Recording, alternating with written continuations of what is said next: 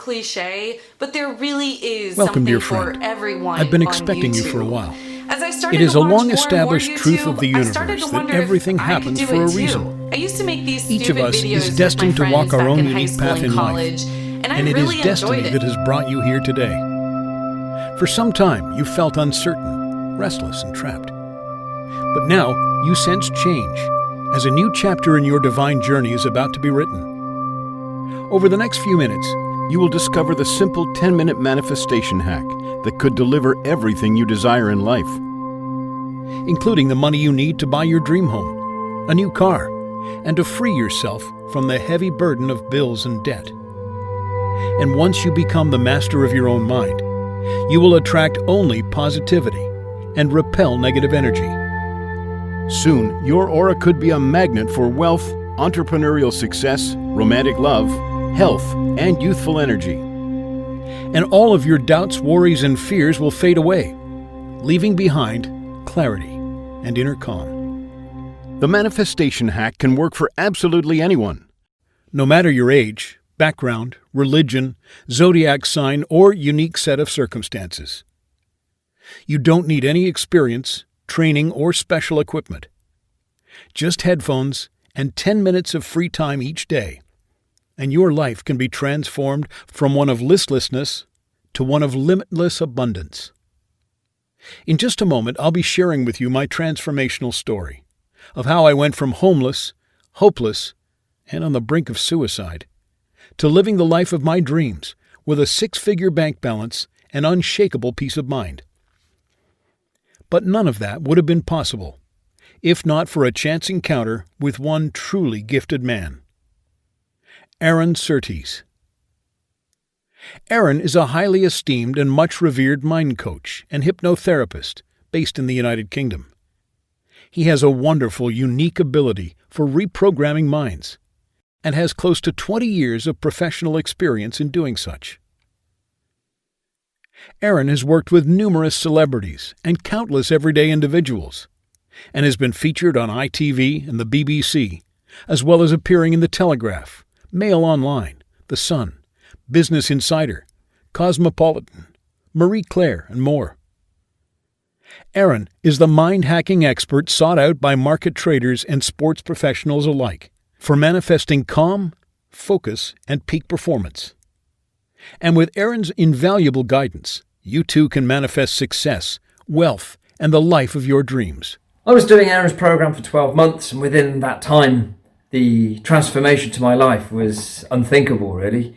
My company now is bringing in $160,000 a year. This year, we're on course to double that, and I'm sure that that's going to continue to grow and grow. I have never been a big believer in visualization and putting positive things out to the universe and it coming back. But with the help of Aaron and following his program and the right guidance, I've been completely proven wrong. It really is about mindset, and first and foremost, teaching yourself. And what this taught me was that I too, like anyone else and anyone else that wants to, are entitled to be a wealthy and successful person. I can't recommend this scheme enough, and I think Aaron is a lifesaver. He saved mine. So forget the self-proclaimed experts and fake gurus that you've heard from before.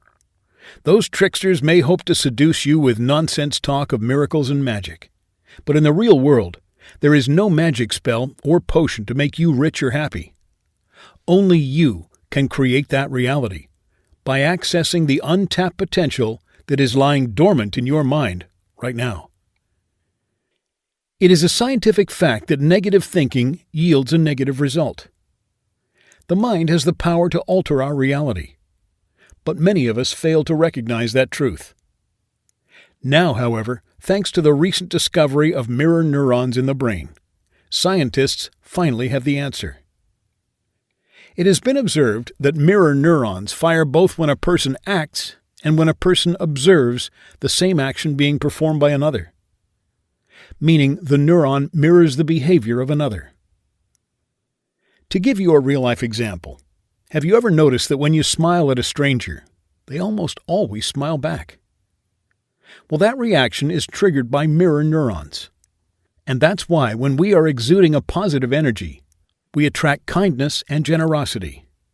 And in the same vein, why when we're in a negative headspace, our day seems only to get worse.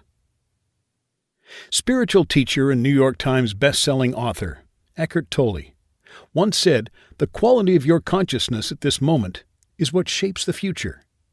If you get the inside right, the outside will fall into place." Primary reality is within, secondary reality without. The problem is, however, that most of us fail to realize we're in a permanently negative headspace. We wander this earth with our sense of clarity clouded by the never-ending chatter in our brains. We are constantly bombarded by negative thoughts that fuel our insecurities and anxieties and keep us stuck at a low frequency. Tell me honestly, how much of your day do you spend thinking about what's wrong with you, what's lacking in your life, and the negative things your friends or coworkers might be saying about you behind your back? And contrastingly, how much of your day do you spend being grateful for what you already have, such as your health, your family, and the roof over your head? For me personally, all of my thoughts used to be negative. My name is Matthew Spooner, and before I discovered the manifestation hack, I was in a place so dark I was actually contemplating suicide. My negative thinking had triggered a sequence of events that caused my life to spiral quickly downwards. So much so that in the space of just a few short months, I went from living in a nice home with my wife and children and working a decent job to living in my car and begging for change on the street. But let me rewind you a little further so you can understand how I ended up in such a mess. I was born in a small town and raised by a loving family.